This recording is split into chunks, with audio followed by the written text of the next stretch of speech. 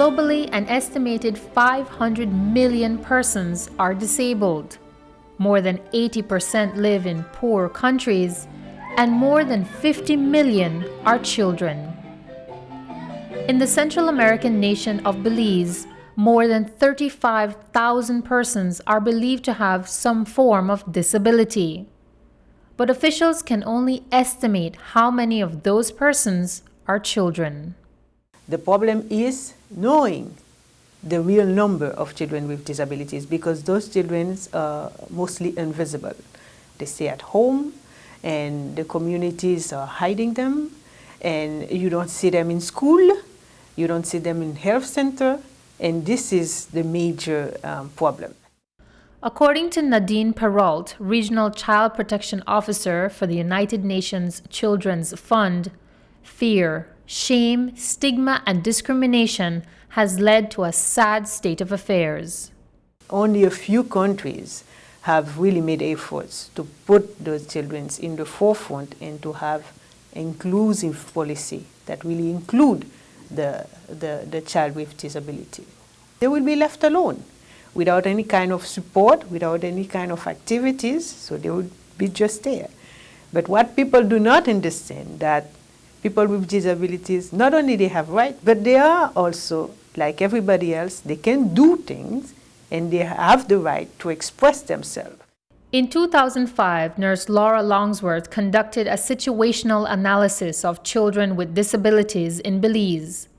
In addition to a breakdown in the policy and monitoring structure for disability services, Longsworth's findings also revealed children with disabilities were still being tied up, regularly beaten, and vulnerable to abuse and neglect. Children were isolated, not having access to care and meals. Because of their behavior, the family would probably leave them in a room by themselves or out in a wide open space with nobody to look after them. The situation is a difficult one because there are families with more than one kids with disabilities, and without a formal structure, what do we do? What do those families do? How do they manage? Because it's difficult. Longsworth's study recommended a wide range of initiatives in education, health, child protection, and poverty reduction programs. But 2 years later, there were still major gaps in the availability of support services for persons with disabilities. I love school. In September 2007, Doris Stain came to national attention after her parents complained to the media that 3 different primary schools had refused to accept the child because spina bifida has confined Doris to a wheelchair. I more feel happy and proud to say that they're in our school, instead of the home and no, they do nothing. That determination and tremendous public support compelled the Ministry of Education to make infrastructural changes to one of the schools to accommodate Doris's wheelchair. And in that classroom, Doris now dreams of a brighter future. I want to be a doctor because I want people to see.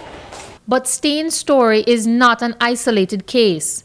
In 2011, the government of Belize finally signed and ratified the United Nations Convention on the Rights of Persons with Disabilities.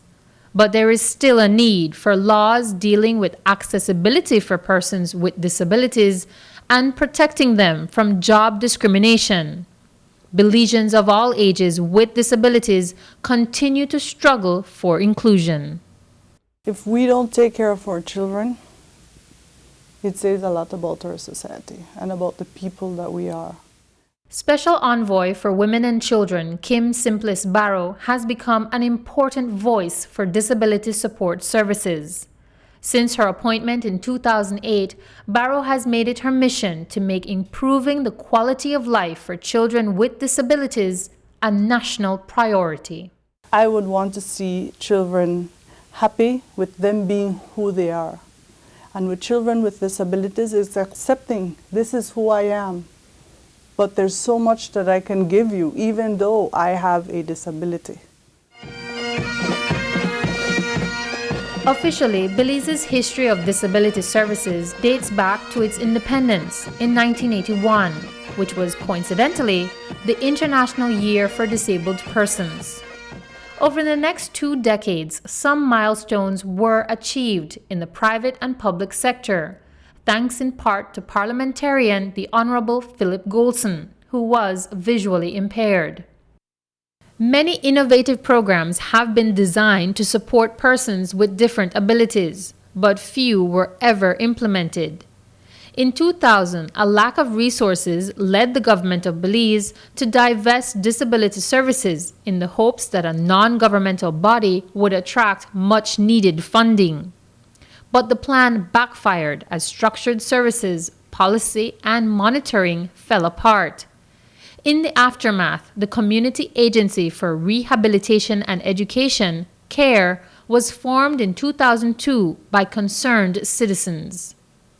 Parents were seeking services, and the services were very little. So immediately as CARE began and working in the various field areas, there was a lot of work. The demand was there. CARE has accomplished marked success in providing much-needed support services to persons with disabilities using the innovative community-based rehabilitation model. However, with less than 10 field rehabilitation officers, the organization's resources are woefully inadequate to meet the demands of the thousands in need. For CARE Director Evan Kowo, support and empowerment services for persons with disabilities is a must. Because in the near future, the way things are changing, they will be the ones that funding agencies will listen to. They will be the ones that have to go and lobby the government to put ramps and to make changes to buildings and put policies. This is the Belize that I want to see. That's also the Belize Kim Barrow wants to see. And as a part of her plans, she's come up with a creative idea: the construction of an inspiration center, complete with occupational and rehabilitative therapy rooms, inclusive playground, after-school homework help, computer room, art, music and drama classes, and an area for basic but important medical services. Somewhere that they will want to go every day because they are able to explore and see things different and hear music and just be themselves. The truth is that many families cannot afford this type of service. And it's a holistic service, really. It's a health component, it's recreation component, it's everything that you can think of for children with disabilities. The center will definitely bridge the gap with the medical model and the community-based rehabilitation that we do. CARE has a strong component of CBR. By having this center, we'll be able to get services from physical therapists, occupational therapists, and other professionals that will be able to come to the center, and the parents will be able to bring their children, and then they will be able to access services that CBR does not give them. The Inspiration Center's motto is focusing on all abilities for inclusive development.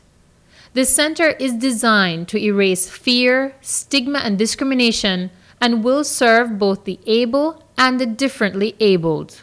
So that these children can be exposed to a child with disabilities. Respect, dignity, that they deserve that. As human beings, if we know how to respect ourselves, we will be able to respect others. We have to be the voice for those kids. We as adults have to be the ones advocating for those children. But history has shown that 1 or 2 people, or even 1 or 2 organizations, cannot change the world. We all have a role to play in changing the status quo. We are losing. Everybody is losing because of the way we are, the society in general are treating people with disability. This is the saddest part, that in a lot of society, in a lot of country, they do not just care. So which means that the commitment is not there, the will is not there, the desire to do something is not there, and this is the saddest part. And in these dire economic times, your financial support is critical to Belize's national structured response to include persons with disabilities in all aspects of society.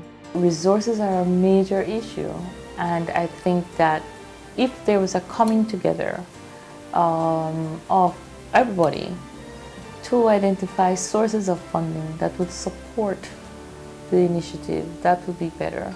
Person with disability, regardless of the disability, and I'm also talking about mental, very severe mental disability, they have something to say, and they know that they have something to say, and we are there to give them this space for them to voice their rights and to be able also to live as anybody else.